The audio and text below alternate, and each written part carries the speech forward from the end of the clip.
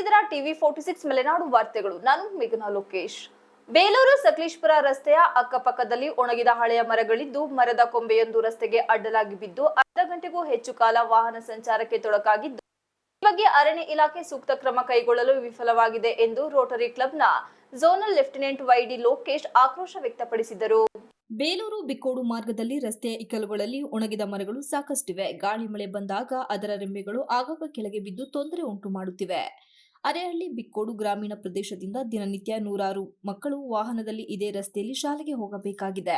ಇದರ ಜೊತೆಗೆ ತಾಲೂಕು ಕೇಂದ್ರದ ವಿವಿಧ ಕೆಲಸಗಳಿಗೆ, ಆಸ್ಪತ್ರೆಗೆ ಸಾರ್ವಜನಿಕರು ಹಾಗೂ ಧರ್ಮಸ್ಥಳ ಸುಬ್ರಹ್ಮಣ್ಯ ಪ್ರವಾಸಿ ಕೇಂದ್ರ ಬೇಲೂರಿಗೆ ಬರುವ ಪ್ರವಾಸಿಗರು ಇದೇ ರಸ್ತೆಯನ್ನು ಬಳಸಬೇಕಾಗಿದೆ.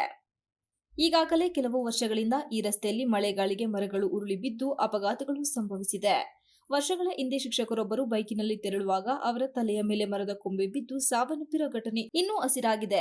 ಇಷ್ಟಾದರೂ ಅರಣ್ಯ ಇಲಾಖೆಯಾಗಲಿ ಸಂಬಂಧಪಟ್ಟ ಪಿಡಬ್ಲ್ಯೂ ಇಲಾಖೆಯಾಗಲಿ ಈ ಬಗ್ಗೆ ಗಮನ ಹರಿಸದಿರುವುದು ವಿಪರ್ಯಾಸವಾಗಿದೆ. ಹವಾಮಾನ ಇಲಾಖೆ ಜೂನ್ ತಿಂಗಳಲ್ಲಿ ಹೆಚ್ಚಿನ ಮಳೆಯಾಗಲಿದೆ ಎಂಬುದಾಗಿ ಹೇಳಿದೆ.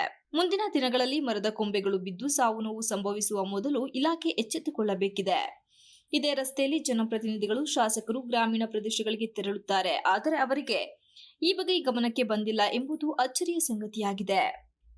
ಈಗಲಾದರೂ ಇಲಾಖೆಯವರು ಇತ್ತ ಕಡೆ ಗಮನ ಹರಿಸಿ ಕೂಡಲೇ ರಸ್ತೆ ಅಕ್ಕಪಕ್ಕ ಒಣಗಿದ ಮರಗಳನ್ನು ಹಾಗೂ ಕೊಂಬೆಗಳನ್ನು ತೆರವುಗೊಳಿಸಬೇಕು ಎಂದು ವೈಡಿ ಲೋಕೇಶ್ ಅವರು ಒತ್ತಾಯಿಸಿದ್ದಾರೆ. ಅರೇಲಿ ರಸ್ತೆಯಲ್ಲಿ ಒಣಗಿನ ಮರಗಳು ತುಂಬಾ ಮರಗಳಿದೆ. ಬೇಲೂರು ತಾಲೂಕಿನಲ್ಲಿ ಮಲ್ನಾಡು ಏರಿಯಾದಲ್ಲಿ ತುಂಬಾ ಮರಗಳು ಇಲ್ಲಿ ಒಣಗಿನ ಮರಗಳು ರಸ್ತೆ ಬದಿಲಿದೆ. ಇದ್ರ ಬಗ್ಗೆ ನಾವು ಎಷ್ಟೇ ಬಾರಿ ಅರಣ್ಯ ಇಲಾಖೆಗೆ ಗಮನ ತಂದ್ರೂ ಕೂಡ ಅವರು ಯಾವುದೇ ರೀತಿ ಗಮನ ಹರಿಸಿಲ್ಲ.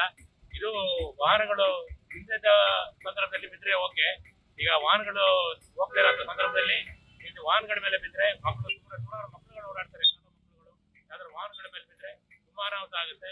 ಆದಷ್ಟು ಬೇಗ ಸರ್ಕಾರ ಮತ್ತು ಅರಣ್ಯ ಇಲಾಖೆ ಇದ್ರ ಬಗ್ಗೆ ಗಮನ ಹರಿಸಿ ಇದಕ್ಕೆ ಸೂಕ್ತ ಕ್ರಮ ತಗೊಳ್ಬೇಕು ಅಂತೇಳಿ ನಾವು ಸಾರ್ವಜನಿಕರ ಪರವಾಗಿ ಕೇಳ್ತಾ ಇದ್ದೀವಿ. ನೋಡಿ, ಈಗ ನಮ್ಮ ಮಲೆನಾಡು ಭಾಗದಲ್ಲಿ ಆನೆಗಳ ಸಮಸ್ಯೆ ಮತ್ತೆ ಈ ರೀತಿ ಬಂದು ಮರಗಳ ಸಮಸ್ಯೆ, ಇದಕ್ಕೆಲ್ಲ ತುಂಬಾನೇ ಮಲೆನಾಡು ಏರಿಯಾದಲ್ಲಿ ತುಂಬಾ ತೊಂದರೆಗಳಿದೆ, ತುಂಬಾ ಕಷ್ಟಗಳಿದೆ. ಇದ್ರ ಬಗ್ಗೆ ಸರ್ಕಾರ ಗಮನ ಹರಿಸಬೇಕು. ಏನಾದ್ರೂ ಹೆಚ್ಚು ಕಡಿಮೆ ಅಂದ್ರೆ ಇದಕ್ಕೆ ಜವಾಬ್ದಾರಿ ಯಾರಾಗ್ತಾರೆ ಹೇಳಿ ಇದ್ರ ಬಗ್ಗೆ. Ganesh, TV 46 Malenadu news, Belur.